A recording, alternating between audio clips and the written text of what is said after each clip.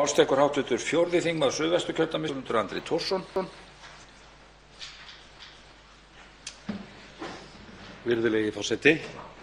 Það fer ekki hjá því að maður blygðist sín ögn vegna nýlegra frétta af því að fulltrúar flokksins hafi kvartað við erindreka ÖSE, Öryggis- og Evrópu, hér á landi yfir fréttaflutningi fjölmiðla af lögbanni á fréttir af fjármálaumsvifum þáverandi forsætisráðherra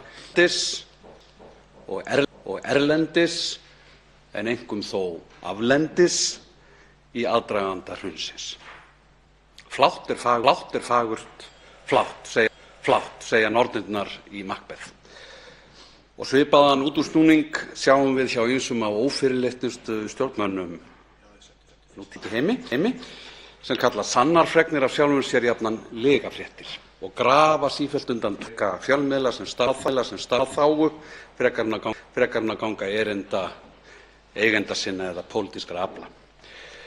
Fulltrúar ÖSE fara lönd og hlýða á frásagnir af margvíslegum ofsóknum. Heyra af fangelsunum og líkamsmeiðingum og margvíslegum hótunum, skertu fundarfrelsi, hindrunum sem eru settar upp til að koma í veg fyrir að fólk fái að kjósa. Þeir heyra skerðingu á málfrelsi, þeir heyra ritskoðun og þar fram eftir.